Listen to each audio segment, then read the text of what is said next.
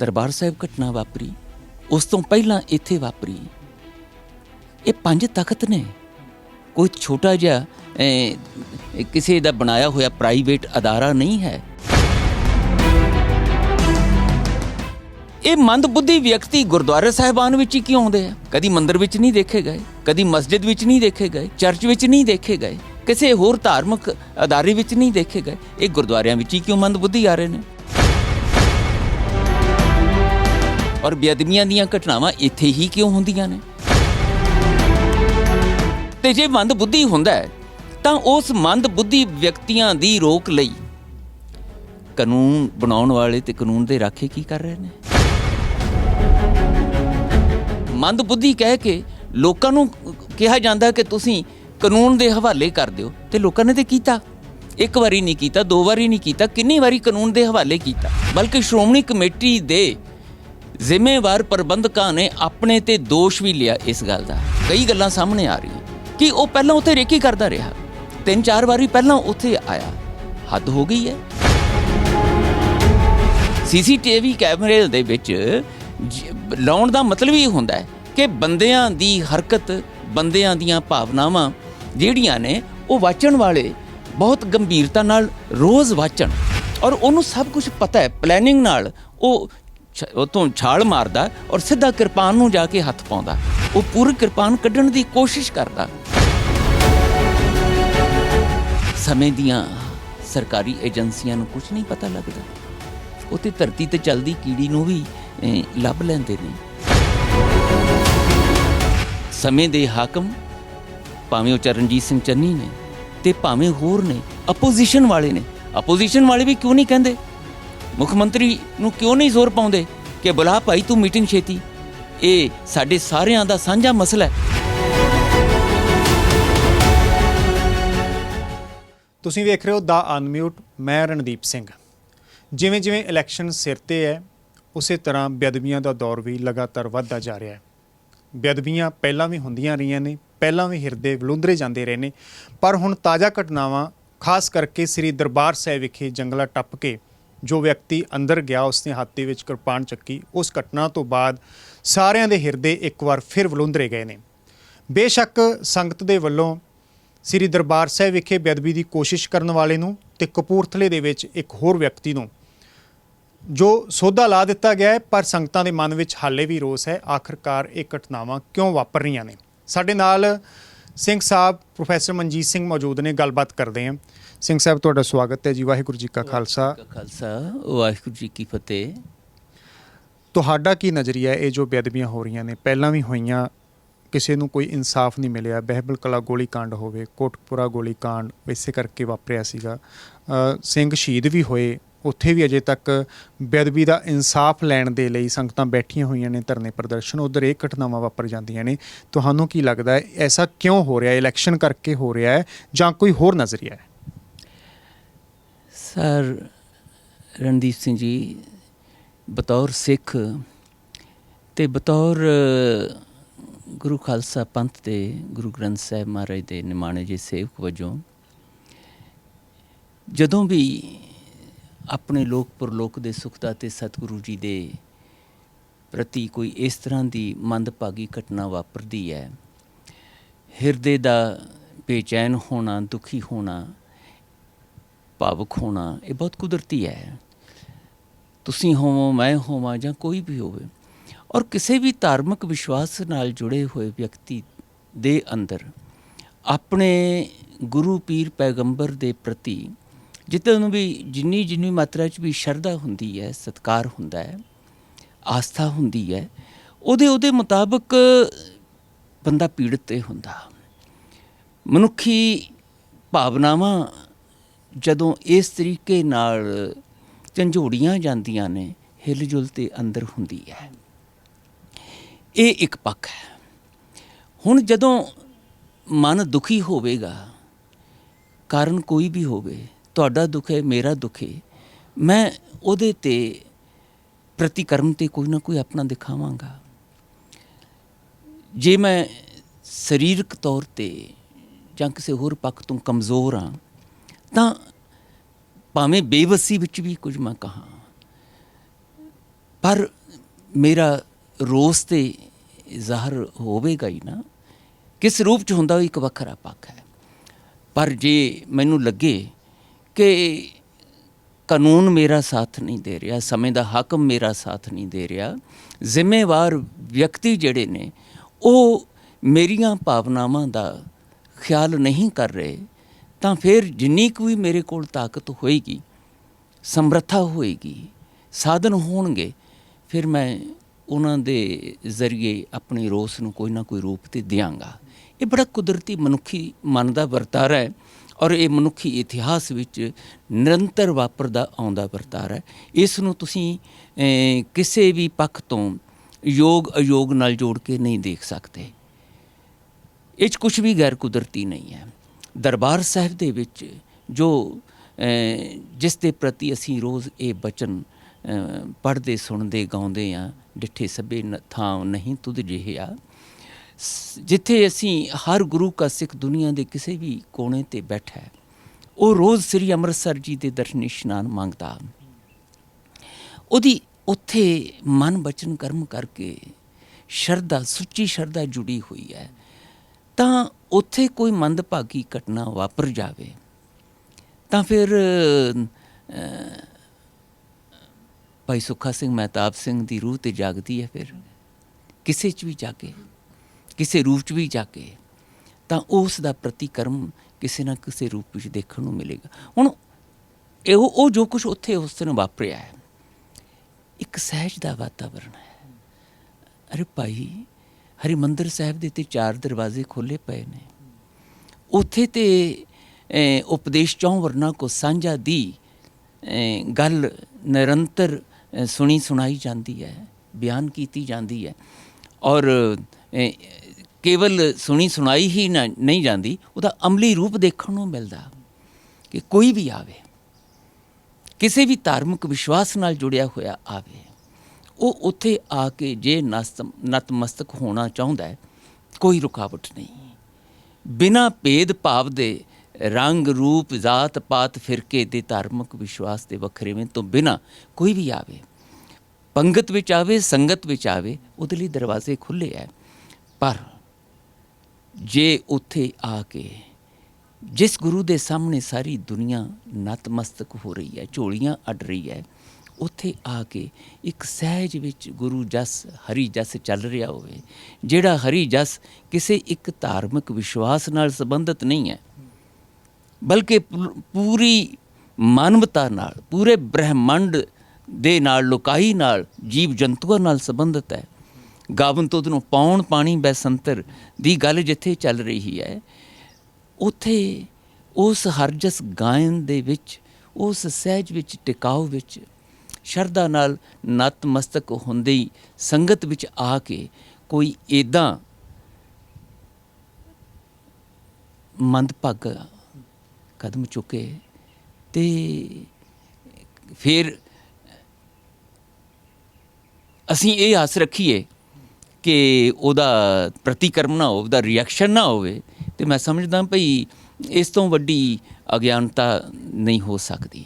ਬਿਲਕੁਲ ਪ੍ਰਤੀਕਰਮ ਹੁੰਦਾ ਹੀ ਹੈ, ਜਿਵੇਂ ਤੁਸੀਂ ਵੀ ਵਿਸਥਾਰ ਨਾਲ ਦੱਸਿਆ ਹੈ, ਤੇ ਸਿੱਖ ਰਵਾਇਤਾਂ ਵੀ ਇਹੀ ਰਹੀਆਂ ਨੇ। ਜਦੋਂ ਹਰ ਧਰਮ ਦੀਆਂ ਇਹ ਰਵਾਇਤਾਂ ਰਹੀਆਂ ਨੇ, ਖਾਸ ਕਰਕੇ ਜਦੋਂ ਆਪਾਂ ਸਿੱਖਾਂ ਦੀ ਗੱਲ ਕਰਦੇ ਹਾਂ ਤਾਂ ਮੱਸੇ ਰੰਗੜ ਦਾ ਜ਼ਿਕਰ ਆਉਂਦਾ ਹੀ ਆ, ਜਿਸ ਦਾ ਤੁਸੀਂ ਜ਼ਿਕਰ ਵੀ ਕੀਤਾ ਕਿ ਮੱਸੇ ਰੰਗੜ ਦਾ ਵੀ ਸਿਰ ਵੱਢਿਆ ਗਿਆ, ਤੇ ਇਸ ਘਟਨਾ ਨੂੰ ਵੀ ਮੱਸੇ ਰੰਗੜ ਵਾਲੀ ਘਟਨਾ ਤੋਂ ਘੱਟ ਨਹੀਂ ਦੇਖਿਆ ਜਾ ਰਿਹਾ। ਪਰ ਦੂਜੇ ਪਾਸੇ ਇੱਕ ਧਿਰ ਉਹ ਵੀ ਹੈ ਜਿਹੜੀ ਕਹਿੰਦੀ ਹੈ ਕਿ ਕਾਨੂੰਨ ਕਿਸ ਲਈ ਬਣਿਆ ਹੈ, ਕਾਨੂੰਨ ਕਿਸ ਚੀਜ਼ ਵਾਸਤੇ ਹੁੰਦਾ ਹੈ। ਹੁਣ ਕੀ ਕੀਤਾ ਜਾਏ, ਕਿਉਂਕਿ ਸਿੱਖਾਂ ਦੇ ਨਾਲ ਇਹ ਮਸਲਾ ਪਹਿਲੀ ਵਾਰ ਨਹੀਂ ਹੋਇਆ, ਇਸ ਤੋਂ ਪਹਿਲਾਂ ਵੀ ਬਹੁਤ ਸਾਰੀਆਂ ਬੇਅਦਬੀਆਂ ਹੋਈਆਂ। ਤਖਤ ਸ੍ਰੀ ਕੇਸਗੜ੍ਹ ਸਾਹਿਬ ਦੀ ਗੱਲ ਕਰੀਏ, ਤੁਸੀਂ ਅਨੰਦਪੁਰ ਸਾਹਿਬ ਦੀ ਧਰਤੀ ਦੇ ਵਾਸਤੇ ਹੋ। ਕੇਸਗੜ੍ਹ ਸਾਹਿਬ ਜਿੱਥੋਂ ਧੰਨ ਗੁਰੂ ਗੋਬਿੰਦ ਸਿੰਘ ਮਹਾਰਾਜ ਨੇ ਨਸ਼ਿਆਂ ਨੂੰ ਵਰਜਿਤ ਕੀਤਾ ਸੀ, ਉਸ ਧਰਤੀ 'ਤੇ, ਉਸ ਅਸਥਾਨ 'ਤੇ ਇੱਕ ਬੰਦਾ ਆਉਂਦਾ ਹੈ, ਉਹ ਸਿਗਰਟਾਂ ਪੀਂਦਾ। ਇਹੋ ਜਿਹੀਆਂ ਘਟਨਾਵਾਂ ਵਾਪਰਦੀਆਂ। ਆਖਰਕਾਰ ਇਹ ਘਟਨਾਵਾਂ ਕਿਉਂ ਹੋ ਰਹੀਆਂ, ਕੀ ਦੇਖਦੇ ਹੋ ਇਸ? 2-3 ਗੱਲਾਂ ਧਿਆਨ 'ਚ ਰੱਖਣ ਵਾਲੀਆਂ ਨੇ ਰਣਦੀਪ ਸਿੰਘ ਜੀ।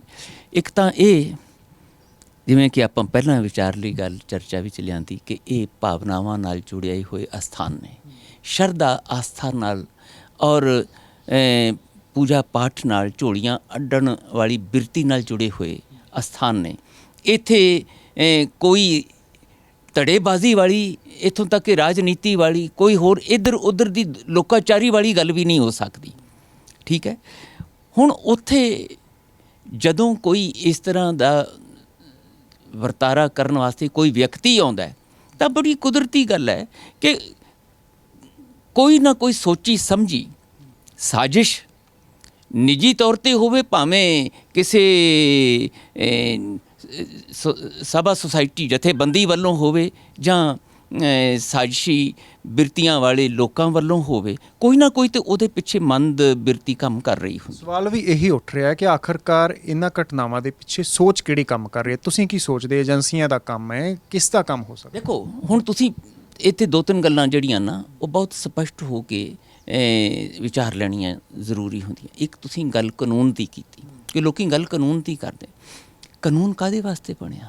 ਕਿਹਨੇ ਬਣਾਇਆ?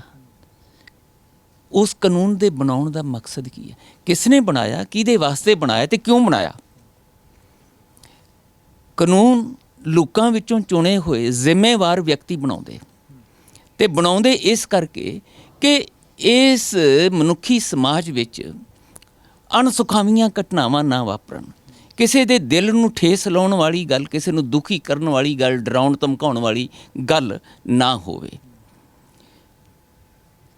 ਤੇ ਜਦੋਂ ਵੀ ਕਿਤੇ ਹੁੰਦੀ ਲੱਗੇ ਤਾਂ ਕਾਨੂੰਨ ਬਿਨਾਂ ਕਿਸੇ ਪੱਖਪਾਤ ਤੋਂ ਜ਼ਿੰਮੇਵਾਰ ਵਿਅਕਤੀ ਜਿਨ੍ਹਾਂ ਨੂੰ ਇਹ ਕਾਨੂੰਨ ਨਿਭਾਉਣ ਦੀ, ਕਾਨੂੰਨ ਦੇ ਅਨੁਸਾਰ ਫੈਸਲੇ ਲੈਣ ਦੀ ਜ਼ਿੰਮੇਵਾਰੀ ਸੌਂਪੀ ਜਾਂਦੀ ਹੈ, ਉਹਨਾਂ ਕੋਲੋਂ ਆਸ ਰੱਖੀ ਜਾਂਦੀ ਹੈ ਕਿ ਉਹ ਬਿਨਾਂ ਕਿਸੇ ਪੱਖਪਾਤ ਦੇ, ਬਿਨਾਂ ਕਿਸੇ ਦੇਰੀ ਦੇ ਤੇ ਬਿਨਾਂ ਕਿਸੇ ਇੱਧਰ ਉੱਧਰ ਦੀ ਧਾਰਮਿਕ ਜਾਂ ਕੋਈ ਹੋਰ ਪੱਖਪਾਤੀ ਬਿਰਤੀ ਤੋਂ ਨਿਡਰ ਹੋ ਕੇ, ਨਿਰਭੈ ਹੋ ਕੇ, ਨਿਰਸੰਕੋਚ ਹੋ ਕੇ ਫੈਸਲਾ ਲੈ ਲਵੇ। ਹੋ ਕੀ ਰਿਹਾ? ਕਾਨੂੰਨ ਬਣਾਉਣ ਵਾਲੇ ਕਾਨੂੰਨ ਬਣਾ ਕੇ ਤੁਰ ਗਏ ਸੰਸਾਰ ਤੋਂ।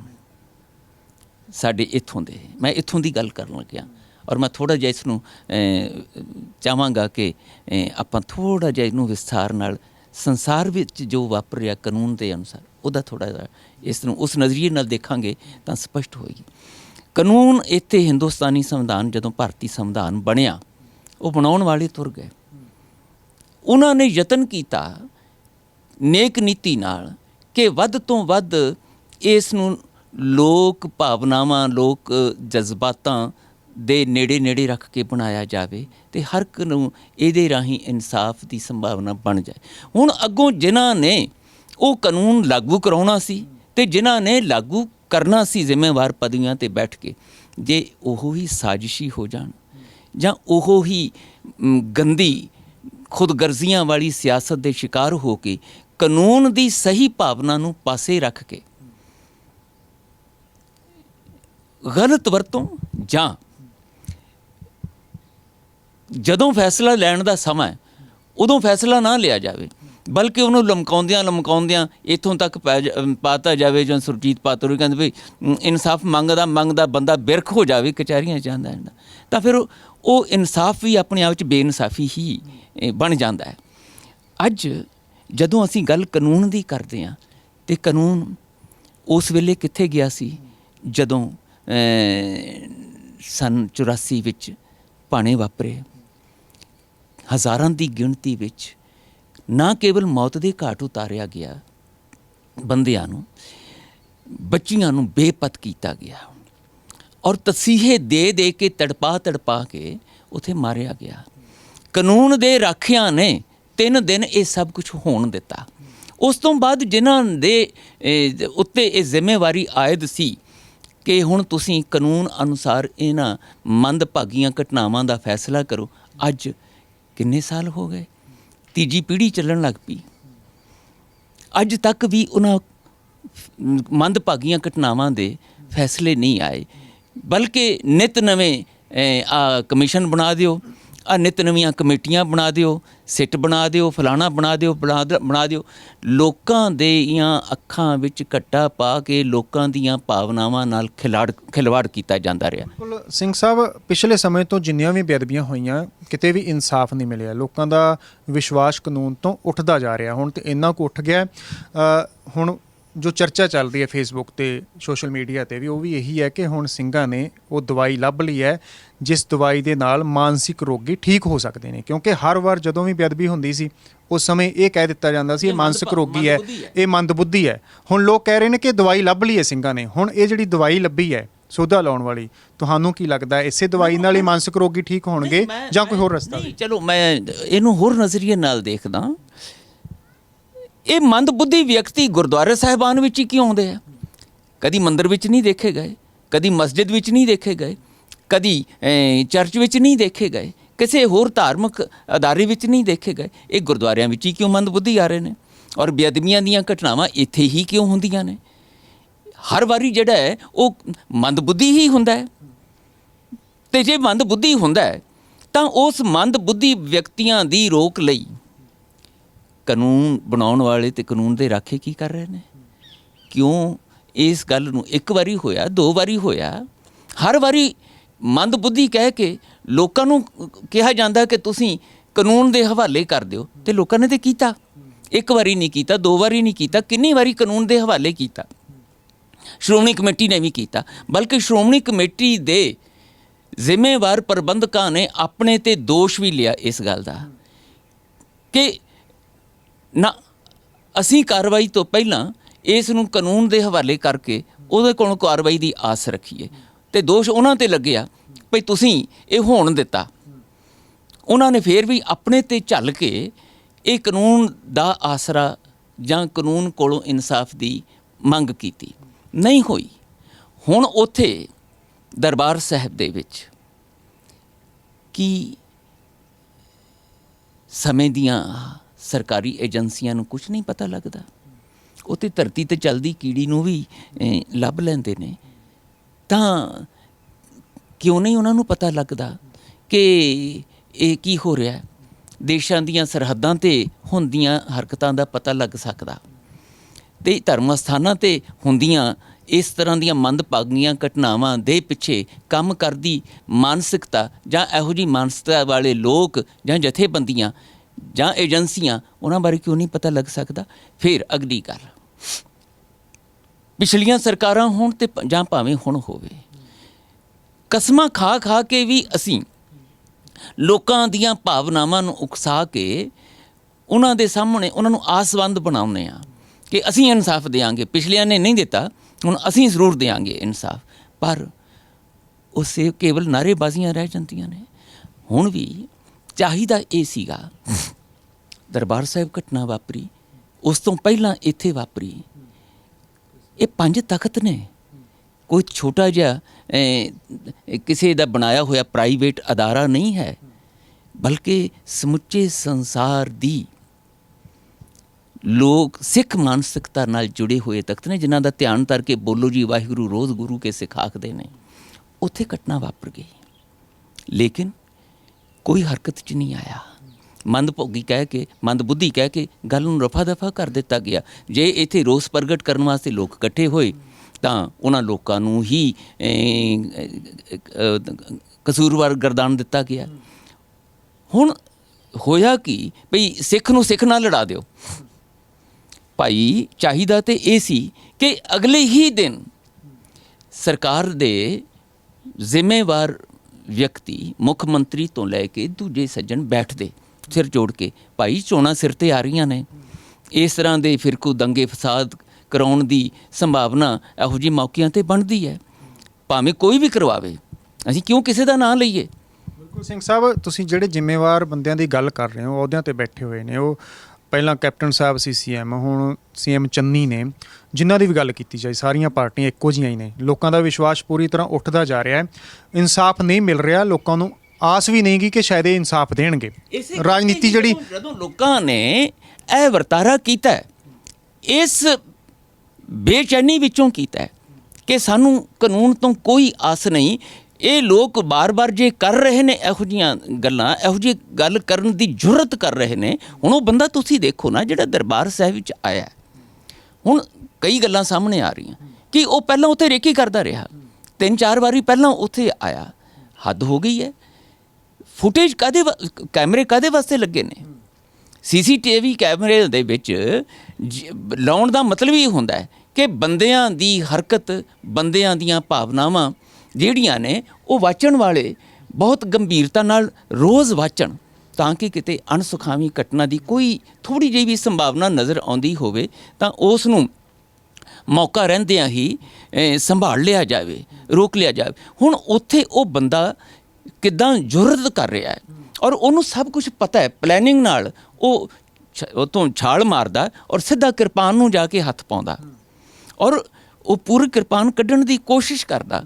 ਉਹ ਗੱਲ ਵੱਖਰੀ ਹੈ ਕਿ ਸੇਵਾਦਾਰਾਂ ਨੇ, ਗੁਰੂ ਕੇ ਗ੍ਰੰਥੀ ਸਿੰਘਾਂ ਨੇ ਉਸੇ ਵੇਲੇ ਜੁਰਤ ਦਿਖਾਉਂਦੇ ਆ ਜਾਂ ਗੁਰੂ ਨੇ ਲਾਜ ਰੱਖ ਲਈ ਕਿ ਉਸ ਪਾਵਨ ਅਸਥਾਨ 'ਤੇ ਇਹ ਆਪ ਕਲਾ ਵਰਤਾ ਕੇ ਇਹ ਨਹੀਂ ਹੋਣ ਦਿੱਤਾ। ਪਰ ਉਹ ਤਾਂ ਯਤਨ ਵਿੱਚ ਹੈ ਨਾ, ਪੂਰੀ ਪਲੈਨਿੰਗ ਨਾਲ ਹੈ।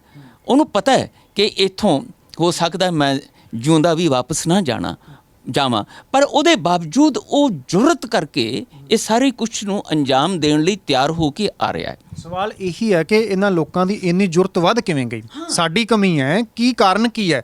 ਪਹਿਲਾਂ ਇਤਿਹਾਸ ਸਾਡਾ ਰਿਹਾ ਹੈ, ਜਦੋਂ ਵੀ ਕਦੇ ਇਸ ਤਰ੍ਹਾਂ ਹੁੰਦਾ ਸੀ ਤਾਂ ਵੱਡੀਆਂ ਸਜ਼ਾਵਾਂ ਦਿੱਤੀਆਂ ਜਾਂਦੀਆਂ ਸਨ। ਗੱਲ ਇਹੀ ਫਿਰ ਇੱਥੇ ਲਿਆਈਏ ਕਿ ਜਿਸ ਕਾਨੂੰਨ ਦੀ ਦੁਹਾਈ ਦੇ ਕੇ ਅਸੀਂ ਗੱਲ ਕਰਦੇ ਹਾਂ ਭਈ ਕਾਨੂੰਨ ਦੇ ਹਵਾਲੇ ਕਰੋ, ਕਾਨੂੰਨ ਦੇ ਹਵਾਲੇ ਕਰੋ, ਕਰਤਾ ਜਾਂ ਤੇ ਕਹੋ ਤੁਸੀਂ ਭਈ ਕਾਨੂੰਨ ਦੇ ਹਵਾਲੇ ਨਹੀਂ ਕੀਤਾ ਗਿਆ। ਜਦੋਂ ਬਾਰ-ਬਾਰ ਕਾਨੂੰਨ ਕੋਲੋਂ ਆਸ ਰੱਖ ਕੇ ਇਨਸਾਫ ਦੀ ਤੇ ਕਾਨੂੰਨ ਨੂੰ ਆਪਣਾ ਕੰਮ ਕਰਨ ਦੇ ਲਈ ਕਿਹਾ ਗਿਆ ਤੇ ਜਦੋਂ ਉਹਨੇ ਨਹੀਂ ਕੀਤਾ, ਭਾਵੇਂ ਉਹ 84 ਦਾ ਮਸਲਾ ਹੈ ਤੇ ਭਾਵੇਂ ਹੋਰ ਇਹੋ ਜਿਹੇ ਬਹੁਤ ਸਾਰੇ ਮਸਲੇ ਨੇ, ਬਰਗਾੜੀ ਦਾ ਹੈ ਜਾਂ ਕਿਤੇ ਵੀ ਵਾਪਰਿਆ ਹੈ, ਉਸ ਦੀ ਜਿਹੜੀ ਮੰਦਭਾਗੀ ਨਤੀਜਿਆਂ ਵਾਲੀ ਉਹ ਸਾਰੀ ਖੇਡ ਹੈ, ਕਹਾਣੀ ਹੈ, ਉਸ ਨੂੰ ਲਮਕਾ ਕੇ ਅੰਦਰ ਸਿਆਸੀ ਤੇ ਸਾਜ਼ਿਸ਼ੀ ਵਰਤਾਰੇ ਬਾਰ-ਬਾਰ ਲੋਕਾਂ ਨੂੰ ਦੇਖਣ ਵਾਸਤੇ ਮਿਲ ਰਹੇ ਹੈ। ਤਾਂ ਫਿਰ ਸਿੱਖ ਮਾਨਸਿਕਤਾ ਜਾਂ ਲੋਕ ਮਾਨਸਿਕਤਾ ਨਿੱਜੀ ਤੌਰ 'ਤੇ, ਜਥੇਬੰਦਕ ਤੌਰ 'ਤੇ ਕਿਤੇ ਨਾ ਕਿਤੇ ਤੇ ਫਿਰ ਉਹ ਬਲਾਸਟ ਹੋਏਗੀ ਨਾ। ਰੋਸ ਪ੍ਰਗਟ ਕਰਨਗੇ ਕਿਸੇ ਨਾ ਕਿਸੇ ਰੂਪ 'ਚ। ਉਹ ਰੋਸ ਜਿਹੜਾ ਹੈ ਉਹ ਬਾਹਰ ਨਿਕਲੇਗਾ ਹੀ। ਸਿੰਘ ਸਾਹਿਬ, ਜੋ ਪਹਿਲਾਂ ਇਤਿਹਾਸ ਰਿਹਾ, ਇਤਿਹਾਸ ਦੇ ਵਿੱਚ ਪਹਿਲਾਂ ਵੀ ਘਟਨਾਵਾਂ ਹੁੰਦੀਆਂ ਰਹੀਆਂ। ਦਰਬਾਰ ਸਾਹਿਬ 'ਤੇ ਕਈ ਹਮਲੇ ਹੋਏ, ਅਬਦਾਲੀ ਤੋਂ ਲੈ ਕੇ ਗੱਲਾਂ ਕੀਤੀਆਂ ਜਾਂਦੀਆਂ ਨੇ। ਕੀ ਰਵਾਇਤ ਰਹੀ ਹੈ? ਦਰਸ਼ਕਾਂ ਨੂੰ ਇਹ ਵੀ ਦੱਸਣਾ ਚਾਹਾਂਗਾ ਕਿ ਸਿੱਖੀ ਰਵਾਇਤਾਂ ਕੀ ਰਹੀਆਂ ਨੇ, ਕਿਹੋ ਜਿਹੀਆਂ ਕਦੋਂ ਸਜ਼ਾਵਾਂ ਦਿੱਤੀਆਂ ਗਈਆਂ। ਇਹ ਸਜ਼ਾ ਤਾਂ ਦੇ ਦਿੱਤੀ, ਇਹ ਸ਼ਬਦ ਵੀ ਵਰਤਿਆ ਜਾ ਰਿਹਾ ਕਿ ਹੁਣ ਸੌਦਾ ਲਾ ਦਿੱਤਾ, ਹੁਣ ਦਵਾਈ ਮਿਲ ਗਈ ਹੈ। ਮੰਦਬੁੱਧੀ ਜਿਹੜਾ ਵੀ ਆਏਗਾ ਉਸ ਦੇ ਨਾਲ ਇਹੋ ਜਿਹਾ ਹਸ਼ਰ ਹੀ ਕੀਤਾ ਜਾਏਗਾ। ਇਸ ਤੋਂ ਪਹਿਲਾਂ ਦੀ ਗੱਲ ਕਰੀਏ ਤਾਂ ਇਤਿਹਾਸ ਕੀ ਬੋਲਦਾ ਹੈ? ਨਹੀਂ, ਮੈਂ ਤੁਹਾਡੇ ਨਾਲ ਇਸ ਪੱਖੋਂ ਤੇ ਸਹਿਮਤ ਹਾਂ ਕਿ ਇਤਿਹਾਸ ਵਿੱਚ ਜਦੋਂ ਇਸ ਤਰ੍ਹਾਂ ਦੀਆਂ ਕੋਈ ਘਟਨਾਵਾਂ ਹੋਈਆਂ ਨੇ ਤਾਂ ਜੇ ਸਮੇਂ ਦੇ ਹਾਕਮਾਂ ਨੇ ਕਰਵਾਈਆਂ ਨੇ ਤੇ ਹਾਕਮਾਂ ਨੂੰ ਇਹਦੀ ਸਜ਼ਾ ਭੁਗਤਣੀ ਪਈ ਹੈ। ਜੇ ਕਿਸੇ ਹੋਰ ਸਾਜ਼ਿਸ਼ੀ ਵਿਅਕਤੀਆਂ ਨੇ, ਜਥੇਬੰਦੀਆਂ ਨੇ, ਸੰਸਥਾਵਾਂ ਨੇ ਕਰਵਾਈਆਂ ਨੇ ਤੇ ਉਹਨਾਂ ਨੂੰ ਕਟਹਿਰੀ 'ਚ ਖੜਾ ਹੋਣਾ ਪਿਆ। ਜਦੋਂ ਵੀ ਕਿਤੇ ਕਿਸੇ ਰਾਹੀਂ ਇਹ ਗੱਲ ਸਿੱਧੇ ਜਾਂ ਅਸਿੱਧੇ ਤੌਰ 'ਤੇ ਹੋਵੇਗੀ ਤਾਂ ਇਤਿਹਾਸ ਵਿੱਚ ਸਾਡੇ ਕੋਲ ਗਵਾਹੀਆਂ ਪਈਆਂ ਨੇ, ਉਸ ਦਾ ਉਹਨਾਂ ਨੂੰ ਖਮਿਆਜ਼ਾ ਵਿਅਕਤੀਆਂ ਨੂੰ ਭੁਗਤਣਾ ਪਿਆ ਜਾਂ ਸਰਕਾਰਾਂ ਨੂੰ ਭੁਗਤਣਾ ਪਿਆ ਜਾਂ ਜਥੇਬੰਦੀਆਂ ਨੂੰ ਭੁਗਤਣਾ ਪਿਆ। ਪਰ ਮੈਂ ਇਹ ਕਹਿ ਰਿਹਾ, ਮੈਂ ਇਹੀ ਪੁੱਛਣਾ ਚਾਹੁੰਦਾ, ਮੱਸੇ ਰੰਗੜ ਦਾ ਸਭ ਨੂੰ ਪਤਾ ਹੈ, ਇਸ ਤੋਂ ਇਲਾਵਾ ਹੋਰ ਕਦੋਂ ਘਟਨਾਵਾਂ? ਇੰਦਰਾ ਗਾਂਧੀ ਹੋਰਾਂ ਦਾ ਕਿਹਨੂੰ ਨਹੀਂ ਪਤਾ? ਇੰਦਰਾ ਗਾਂਧੀ ਦੇ ਨਾਲ ਜੋ ਕੁਛ ਭਾਣਾ ਵਾਪਰਿਆ ਜਾਂ ਉਹ ਆਪਣੇ ਪੂਨੇ ਜਨਰਲ ਵੈਦਿਆ ਨਾਲ ਵਾਪਰਿਆ, ਜੇ ਇਹ ਬੰਦੇ ਅਸੀਂ ਕਹਿੰਦੇ ਹਾਂ ਜੀ ਭਈ ਉਹਨਾਂ ਨੇ ਆਪਣੀ ਪਦਵੀ ਦੀ ਜ਼ਿੰਮੇਵਾਰੀ ਕਰਕੇ ਜਨਰਲ ਹੋਣ, ਕਰਨਲ ਹੋਣ, ਬ੍ਰਿਗੇਡੀਅਰ ਹੋਣ, ਕੋਈ ਉਹਨਾਂ ਨੇ ਕੀਤਾ, ਰਿਟਾਇਰਮੈਂਟ ਤੋਂ ਬਾਅਦ ਉਹ ਸੱਚ ਤੇ ਬੋਲ ਸਕਦੇ। ਹੁਣ ਵੀ ਤੇ ਕਈਆਂ ਨੇ ਬੋਲਿਆ ਨਾ, ਕਿਤਾਬਾਂ ਆਈਆਂ ਨੇ, ਉਹਦੇ ਵਿੱਚ ਉਹਨਾਂ ਨੇ ਸੱਚ ਪ੍ਰਗਟ ਕੀਤੇ। ਉਹ ਸੱਚ ਹੈ ਕਿ ਨਹੀਂ ਹੈ ਉਹ ਇੱਕ ਵੱਖਰੀ ਗੱਲ ਹੈ, ਪਰ ਉਹਨਾਂ ਦੀ ਮਜਬੂਰੀ ਕੋਈ ਨਹੀਂ। ਮੈਂ ਕਹਿੰਦਾ ਅੱਜ ਜਦੋਂ ਅਸੀਂ ਇਹ ਕਹਿੰਦੇ ਹਾਂ ਭਈ ਤੁਸੀਂ ਗੱਲ ਆਖੀ ਕਿ ਲੋਕਾਂ ਨੇ ਇਸ ਤਰ੍ਹਾਂ ਦੇ ਫੈਸਲੇ ਲੈਣ ਦਾ ਮਨ ਬਣਾ ਲਿਆ, ਹੁਣ ਇਹ ਆਪਣੇ ਆਪ ਦੇ ਵਿੱਚ ਇੱਕ ਹੋਰ ਭਿਆਨਕ ਰੂਪ ਅਖਤਿਆਰ ਕਰਨ ਦੀ ਸੰਭਾਵਨਾ ਵਾਲੀ ਮਾਨਸਿਕਤਾ ਬਣ ਸਕਦੀ ਹੈ। ਜਦੋਂ ਦੁਖੀਆਂ ਨੇ ਇਹ ਦੇਖਣਾ ਹੈ ਕਿ ਸਿੱਖ ਹੁਣ ਬੇਵੱਸ ਹੋ ਗਏ ਨੇ, ਇਹ ਕਿਸੇ ਵੇਲੇ ਵੀ ਜਦੋਂ ਇਹਨਾਂ ਦੇ ਨਾਲ ਕੋਈ ਇਹੋ ਜਿਹੀ ਵਾਪਰੇਗੀ ਗੱਲ ਤੇ ਇਹ ਕਰਨਗੇ, ਤਾਂ ਹੁਣ ਉਹਨਾਂ ਨੂੰ ਇੱਕ ਹੋਰ ਮੁੱਦਾ ਮਿਲ ਗਿਆ ਕਿ ਇਹਨਾਂ ਨੂੰ ਪਤਾ ਹੈ ਕਿ ਹੁਣ ਕਾਨੂੰਨ ਨੇ ਤੇ ਕਾਰਵਾਈ ਕਰਨੀ ਨਹੀਂ, ਜਾਂ ਜਿਹੜੀ ਕਰਨੀ ਹੈ ਉਹ ਪੋਚਾ ਪਾਚੀ ਵਾਲੀ ਕਰਨੀ ਹੈ, ਜਾਂ ਉਸ ਨੂੰ ਲਮਕਾ ਦੇਣਾ ਹੈ, ਤੇ ਇਹ ਆਪਣੇ ਆਪ ਹੀ ਹੁਣ ਭੜਕ ਕੇ ਉਹ ਹੋ ਜਾਣਗੇ।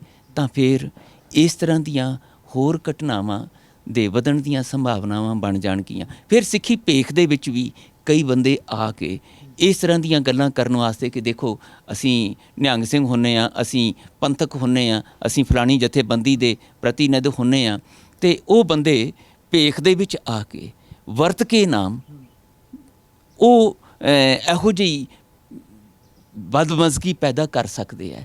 ਫਿਰ ਇਸ ਤੋਂ ਸਿੱਖਾਂ ਦੀ ਤਾਕਤ ਮੰਨਿਆ ਜਾਏ, ਕੀ ਮੰਨਿਆ ਜਾਏ? ਕਿਉਂਕਿ ਹੁਣ ਜਦੋਂ ਬਿਲਕੁਲ ਬੇਵੱਸ ਹੋ ਗਏ, ਉਸ ਤੋਂ ਬਾਅਦ ਸਿੱਖਾਂ ਨੇ ਇਹ ਹੁਣ ਕੰਮ ਕਰਨਾ ਸ਼ੁਰੂ ਕੀਤਾ ਹੈ। ਹੁਣ ਅੱਗੇ, ਕਿਉਂਕਿ ਪਹਿਲਾਂ ਵੀ ਪੰਜਾਬ ਦੀ ਸ਼ਾਂਤੀ ਨੂੰ ਬੜਾ ਚਿਰ ਅੱਗ ਲੱਗੀ ਰਹੀ, ਏਜੰਸੀਆਂ ਨੇ ਲਾਈ, ਸਰਕਾਰ ਨੇ ਲਾਈ, ਬਹੁਤ ਸਾਰੀ ਵੱਡੀ ਗਿਣਤੀ ਦੇ ਵਿੱਚ ਨੌਜਵਾਨ, ਜਿਵੇਂ ਤੁਸੀਂ ਵੀ ਦੱਸ ਰਹੇ ਹੋ, ਤੁਸੀਂ ਆਪ ਵੀ ਆਪਣੇ ਪਿੰਡੇ 'ਤੇ ਹੰਡਾਇਆ, ਬੜੇ ਨੌਜਵਾਨ ਜਿਹੜੇ ਸੀ ਉਹ ਇਸ ਸੰਸਾਰ ਤੋਂ ਚਲੇ ਗਏ, ਮਾਵਾਂ ਦੇ ਪੁੱਤ ਚਲੇ ਗਏ, ਘਰਾਂ ਦੇ ਘਰ ਖਾਲੀ ਹੋ ਗਏ। ਇੱਕ ਪੀੜ੍ਹੀ ਇੱਕ ਤਰ੍ਹਾਂ ਸਰਕਾਰ ਨੇ ਖ਼ਤਮ ਕਰਤੀ ਬਹਾਨਾ ਬਣਾ ਕੇ। ਹੁਣ ਪੰਜਾਬ ਨੂੰ ਕਿੱਧਰ ਜਾਏਗਾ ਜੇਕਰ ਇਸੇ ਤਰ੍ਹਾਂ ਚੱਲਦਾ? ਇਹਦਾ ਇੱਕੋ ਹੀ ਤਰੀਕਾ ਹੈ। ਮੈਂ ਤੁਹਾਨੂੰ ਇੱਕ ਮਿਸਾਲ ਦਿੰਦਾ। ਜਦੋਂ 9/11 ਅਮਰੀਕਾ ਵਿੱਚ ਹੋਇਆ, ਉਸ ਵੇਲੇ ਸਿੱਖਾਂ ਨੂੰ ਮੁਸਲਮਾਨ ਸਮਝ ਕੇ ਸਿੱਖ ਤੋਂ ਸ਼ੇਖ ਬਣਾ ਕੇ ਅਤੇ ਸਿੱਖੀ ਸਰੂਪ ਵਾਲਿਆਂ ਨੂੰ ਲਾਦਨ ਕਰਕੇ ਮੈਨੂੰ ਆਪ ਹੀ ਸੰਤਾਪੇ ਦਾ ਚੱਲਣਾ ਪਿਆ, ਸਿੱਧੇ ਅਸਿੱਧੇ ਤੌਰ 'ਤੇ। ਤਾਂ ਸਿੱਖਾਂ ਦਾ ਉੱਥੇ ਕਈ ਵਾਰੀ ਕਤਲੇਆਮ ਹੋਇਆ, ਇੱਕਾ ਤੁੱਕਾ ਕਰਕੇ ਮਰਦੇ ਰਹੇ। ਉੱਥੇ ਇੱਕ ਸੁਰਿੰਦਰ ਸਿੰਘ ਸੋਢੀ ਫੀਨਿਕਸ ਦੇ ਵਿੱਚ ਹੋਟਲ ਚਲਾਉਂਦਾ ਸੀ ਅਤੇ ਉਹਨੂੰ ਮਾਰਤਾ ਗਿਆ। ਪਰ ਹੋਇਆ ਕੀ? ਮੈਂ ਕਾਨੂੰਨ ਦੀ ਗੱਲ ਕਰਦਾ। ਉੱਥੇ ਜਿਊਰੀ ਨੇ, ਸਮੇਂ ਦੇ ਜੱਜ ਨੇ ਇਹ ਆਖਿਆ, ਜੋ ਉੱਥੇ ਚੱਲਦਾ ਕਿ ਭਾਈ ਇਹ ਇੱਥੋਂ ਦਾ ਨਾਗਰਿਕ, ਇੱਥੋਂ ਦਾ ਬਸ਼ਿੰਦਾ, ਇਹ ਅਮਰੀਕਾ ਦਾ, ਇਹਦੇ ਨਾਲ ਇਹ ਘਟਨਾ ਵਾਪਰੀ। ਕਿਹਨੇ ਕੀਤੀ? ਉਹ ਪਕੜਿਆ ਗਿਆ, ਬਾਅਦ ਦੇ ਵਿੱਚ ਪਕੜਿਆ ਗਿਆ। ਉਹ ਕ੍ਰਿਸਚਨ ਹੈ, ਉਹ ਹਿੰਦੂ ਹੈ, ਉਹ ਮੁਸਲਮਾਨ ਹੈ, ਉਹ ਸਿੱਖ ਹੈ, ਉਹ ਗੱਲ ਬਾਤ ਦੀ ਹੈ। ਪਰ ਇੱਕ ਮੰਦਭਾਗੀ ਘਟਨਾ ਇੱਥੇ ਕਤਲੇਆਮ ਦੀ ਵਾਪਰੀ, ਤਾਂ ਇਹਦੇ ਬਾਰੇ ਫੈਸਲਾ ਲੈਣਾ ਹੈ। ਹੁਣ ਕਰਦੇ ਕੀ ਆ? ਉਹਨਾਂ ਨੇ ਫੀਨਿਕਸ ਦੇ ਸਾਰੇ ਧਾਰਮਿਕ ਵਿਸ਼ਵਾਸਾਂ ਦੇ ਪਤਵੰਤੇ ਵਿਅਕਤੀ, ਜਿਹੜੇ 94, ਉਹਨਾਂ ਨੂੰ ਇੱਕ ਜਿਊਰੀ ਦੇ ਰੂਪ ਵਿੱਚ ਬੁਲਾਇਆ ਕਿ ਤੁਸੀਂ ਸਾਡੀ ਮਦਦ ਕਰੋ, ਤੁਹਾਡੇ ਮੁਤਾਬਕ ਇਹ ਕੀ ਹੋਣਾ ਚਾਹੀਦਾ ਹੈ। ਹੁਣ ਉਹ ਕ੍ਰਿਸਚਨ ਸੀ ਬੰਦਾ, ਜਿਸ ਨੇ ਭੜਕਾਹਟ ਵਿੱਚ ਆ ਕੇ ਸਰਦਾਰ ਸੋਢੀ ਦਾ ਕਤਲ ਕੀਤਾ, ਗੋਲੀ ਮਾਰੀ। ਹੁਣ ਜਿਊਰੀ ਦੇ ਵਿੱਚ ਕ੍ਰਿਸਚਨ ਵੀ ਸ਼ਾਮਲ ਹੋਏ, ਹੋਰ ਧਾਰਮਿਕ ਵਿਸ਼ਵਾਸਾਂ ਵਾਲੇ ਵੀ ਸ਼ਾਮਲ ਹੋਏ, ਅਤੇ ਉਹ ਕ੍ਰਿਸਚਨਾਂ ਨੇ ਵੀ ਇਹ ਗੱਲ ਆਖੀ ਕਿ ਇਸ ਨੂੰ ਬਿਨਾਂ ਦੇਰੀ ਤੋਂ ਮੌਤ ਦੀ ਸਜ਼ਾ ਦਿੱਤੀ ਜਾਵੇ, ਔਰ ਬਿਨਾਂ ਦੇਰੀ ਤੋਂ ਦਿੱਤੀ ਜਾਵੇ। ਲੰਮੀਆਂ ਚੌੜੀਆਂ ਸਫਾਈਆਂ ਦੀ ਲੋੜ ਨਹੀਂ, ਇਹ ਹੋਈ ਹੈ, ਸਭ ਨੂੰ ਪਤਾ ਹੋਈ ਹੈ, ਅਤੇ ਇਹਨੇ ਕੀਤੀ ਹੈ, ਇਹ ਗੱਲ ਸਾਹਮਣੇ ਆ ਗਈ ਹੈ, ਅਤੇ ਹੁਣ ਇਹਦੇ ਬਾਰੇ ਬਿਨਾਂ ਦੇਰੀ ਤੇ ਇਹਨੂੰ ਮੌਤ ਦੀ ਸਜ਼ਾ ਦਿੱਤੀ ਜਾਵੇ। ਚਲੋ, ਉਹ ਬਾਅਦ ਦੇ ਵਿੱਚ ਰਹਿਮ ਦੀ ਅਪੀਲ ਕਰਨ 'ਤੇ ਉਹ ਉਮਰ ਕੈਦ ਵਿੱਚ ਬਦਲ ਗਈ, ਉਹਨਾਂ ਲੋਕਾਂ ਨੇ ਕਰ ਲਿਆ। ਪਰ ਸਾਰੇ ਭਾਈਚਾਰਿਆਂ 'ਚ ਇੱਕ ਸੰਤੁਸ਼ਟੀ ਆ ਗਈ ਕਿ ਕਾਨੂੰਨ ਨੇ ਲੋਕ ਭਾਵਨਾਵਾਂ ਦਾ ਸਤਿਕਾਰ ਕਰਦਿਆਂ ਹੋਇਆਂ ਇਹ ਫੈਸਲਾ ਬਿਨਾਂ ਪੱਖਪਾਤ ਤੋਂ, ਬਿਨਾਂ ਕਿਸੇ ਰੰਗ ਭੇਦ, ਨਸਲ ਦੇ ਵਿਤਕਰੇ ਤੋਂ ਇਹ ਫੈਸਲਾ ਬਹੁਤ ਖੂਬਸੂਰਤ ਹੋਇਆ, ਅਤੇ ਉਹਦੇ ਨਾਲ ਭੜਕਾਹਟ ਖਤਮ ਹੋ ਗਈ।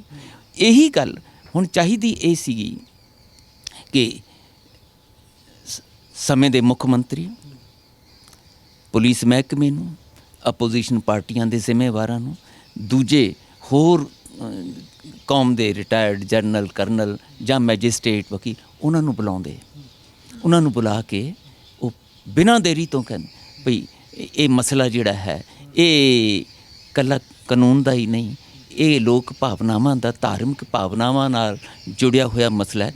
ਸਾਨੂੰ ਲੱਗਦਾ ਹੈ ਕਿ ਇਹਦੇ ਵਿੱਚ ਬਹੁਤ ਸਾਰੀਆਂ ਆਉਣ ਵਾਲੇ ਸਮੇਂ 'ਚ ਮੰਦਭਾਗੀਆਂ ਘਟਨਾਵਾਂ ਵਾਪਰਨ ਦੀਆਂ ਸੰਭਾਵਨਾਵਾਂ ਨੇ, ਕਿਉਂਕਿ ਚੋਣਾਂ ਸਿਰ 'ਤੇ ਆ ਗਈਆਂ ਨੇ। ਦੋਖੀ ਕੁਛ ਵੀ ਕਰਨਗੇ, ਭਾਵੇਂ ਉਹ ਦੇਸ਼ ਦੇ ਅੰਦਰ ਨੇ ਜਾਂ ਬਾਹਰ 'ਤੇ ਨੇ, ਤਾਂ ਇਹਨਾਂ ਨੂੰ ਰੋਕਣ ਲਈ ਦੱਸੋ ਕੀ ਕਰੀਏ। ਕਾਨੂੰਨ ਕਿਵੇਂ ਆਪਣਾ ਕੰਮ ਕਰੇ। ਅਤੇ ਇਹਨਾਂ ਧਰਮ ਸਥਾਨਾਂ 'ਤੇ ਭਾਵੇਂ ਉਹ ਕਿਸੇ ਵੀ ਧਾਰਮਿਕ ਵਿਸ਼ਵਾਸ ਵਾਲੇ ਨਾਲ ਜੁੜੇ ਹੋਣ, ਇਹ ਕੁਛ ਵੀ ਹੋ ਸਕਦਾ ਹੈ। ਐਕਸ਼ਨ ਦਾ ਰਿਐਕਸ਼ਨ ਵੀ ਹੋ ਸਕਦਾ ਹੈ। ਦੱਸੋ ਇਹਦੇ ਬਾਰੇ ਕੀ ਕਰੀਏ। ਇੱਕ ਬਹੁਤ ਖੂਬਸੂਰਤ ਮੈਸੇਜ ਜਾਣਾ ਸੀਗਾ। ਦੂਸਰਾ ਕੀ ਹੋਣਾ ਚਾਹੀਦਾ ਸੀ, ਸ਼੍ਰੋਮਣੀ ਕਮੇਟੀ ਕਰਦੀ, ਉਹਨਾਂ ਨੂੰ ਚਾਹੀਦਾ ਸੀ ਕਿ ਕੌਮ ਦੇ ਪਤਵੰਤੇ ਸੱਜਣਾਂ ਨੂੰ ਆਵਾਜ਼ ਮਾਰਦੇ। ਸ੍ਰੀ ਅਕਾਲ ਤਖਤ ਸਾਹਿਬ ਦੇ ਜਥੇਦਾਰ ਸਾਹਿਬ ਨੂੰ ਉਹ ਕਹਿੰਦੇ, ਬੇਨਤੀ ਕਰਦੇ ਕਿ ਜਥੇਦਾਰ ਸਾਹਿਬ ਤੁਸੀਂ ਕੌਮ ਦੇ ਵੱਖ-ਵੱਖ ਜਥੇਬੰਦੀਆਂ ਨਾਲ ਜਾਂ ਵੱਖਰੇ ਕਾਰਜ ਖੇਤਰਾਂ ਨਾਲ ਜੁੜੇ ਹੋਏ ਪਤਵੰਤੇ ਸੱਜਣ ਜਿਹੜੇ ਨੇ ਉਹਨਾਂ ਨੂੰ ਆਵਾਜ਼ ਮਾਰੋ। ਤੁਸੀਂ ਕੌਮ ਦੀਆਂ, ਸਮੁੱਚੀ ਕੌਮ ਦੀਆਂ ਭਾਵਨਾਵਾਂ ਦੇ ਤਰਜਮਾਨ ਹੋ। ਤੁਹਾਡੇ ਲਈ ਤਾਂ ਕੋਈ ਵੀ ਵੱਖਰਾ ਨਹੀਂ ਹੈ, ਕੋਈ ਛੋਟਾ ਵੱਡਾ ਨਹੀਂ ਹੈ, ਕੋਈ ਦੂਰ ਨੇੜੇ ਨਹੀਂ ਹੈ। ਤੁਸੀਂ ਬਿਨਾਂ ਦੇਰੀ ਤੋਂ ਇਹ ਜੋ ਸਿੱਖਾਂ ਦੀ ਧਾਰਮਿਕ ਆਸਥਾ ਦੇ ਕੇਂਦਰੀ ਅਸਥਾਨ 'ਤੇ ਮੰਦਭਾਗਾ ਕੌਤਕ ਵਾਪਰਿਆ, ਵਾਹਿਗੁਰੂ ਭਾਣਾ ਵਾਪਰਿਆ, ਜਾਂ ਇੱਥੇ ਤਖਤ ਸਾਹਿਬ 'ਤੇ ਇਹ ਭਾਣਾ ਵਾਪਰਿਆ, ਮੰਦਭਾਗੀ ਘਟਨਾ ਵਾਪਰੀ ਹੈ, ਇਸ ਨੂੰ ਆਉਣ ਵਾਲੇ ਸਮੇਂ 'ਚ ਠੱਲ ਪਾਉਣ ਲਈ ਤੁਸੀਂ ਸਾਰੇ ਪਤਵੰਤੇ ਸੱਜਣਾਂ ਨੂੰ ਆਵਾਜ਼ ਮਾਰੋ। ਜਿਹੜੇ ਕਾਨੂੰਨਦਾਨ ਨੇ, ਭਾਵੇਂ ਉਹ ਰਿਟਾਇਰਡ ਜੱਜ ਨੇ, ਭਾਵੇਂ ਉਹ ਵਕੀਲ ਨੇ, ਉਹਨਾਂ ਨੂੰ ਆਵਾਜ਼ ਮਾਰੋ। ਵਿਦਵਾਨਾਂ ਨੂੰ ਆਵਾਜ਼ ਮਾਰੋ। ਕਰਨਲ, ਜਰਨਲ, ਬ੍ਰਿਗੇਡੀਅਰ ਜਿਹੜੇ ਰੱਖਿਆ ਦੇ ਵਿੱਚ ਕੰਮ ਕਰਨ ਵਾਲੇ ਨੇ, ਕਾਨੂੰਨ ਦੇ, ਉਹਨਾਂ ਨੂੰ ਆਵਾਜ਼ ਮਾਰੋ ਔਰ ਉਹਨਾਂ ਨੂੰ ਕਹੋ ਕਿ ਸਾਨੂੰ ਇਹਦੇ ਬਾਰੇ ਸਲਾਹ ਦੇਣ। ਇਹਦੇ ਨਾਲ ਕੀ ਹੁੰਦਾ ਹੈ, ਮੈਂ ਅਜੇ ਵੀ ਕਹਿਣਾ ਕਿ ਅਜੇ ਤੱਕ ਨਹੀਂ ਹੋਇਆ, ਹੁਣ ਕਰ ਲਓ, ਬਿਨਾਂ ਦੇਰੀ ਤੋਂ ਕਰ ਲਓ। ਇਹਦੇ ਨਾਲ ਕੀ ਹੁੰਦਾ ਹੈ ਕਿ ਜੋ ਕੁਛ ਮੰਦਭਾਗੀ ਘਟਨਾ ਵਾਪਰ ਗਈ ਉਹ ਤਾਂ ਵਾਪਰ ਗਈ, ਉਹ ਤਾਂ ਵਾਪਸ ਨਹੀਂ ਆਉਣੀ। ਆਉਣ ਵਾਲੇ ਸਮੇਂ ਦੇ ਵਿੱਚ ਕੌਮ ਦੇ ਅੰਦਰ ਇੱਕ ਸੰਦੇਸ਼ ਜਾਂਦਾ ਹੈ ਕਿ ਸਾਡੀ ਭਾਵਨਾ ਨੂੰ ਸਮਝਣ ਵਾਲਾ, ਸਾਡੇ ਅੰਦਰ ਦੀ ਗੁਰੂ ਦੇ ਪ੍ਰਤੀ ਵਿਸ਼ਵਾਸ ਨੂੰ ਠੇਸ ਲਾਉਣ ਨਾਲ ਜਿਹੜੀ ਪੀੜਾ ਉਪਜਦੀ ਹੈ, ਉਸ ਪੀੜਾ ਨੂੰ ਸਮਝਣ ਵਾਲਾ ਸਾਡਾ ਕੋਈ ਆਗੂ ਹੈ, ਜਿਹੜਾ ਸਾਡੀ ਇਸ ਭਾਵਨਾ ਦੀ ਨਜ਼ਰਸਾਨੀ ਕਰਕੇ ਆਉਣ ਵਾਲੇ ਸਮੇਂ 'ਚ ਇਸ ਤਰ੍ਹਾਂ ਨਾ ਵਾਪਰੇ।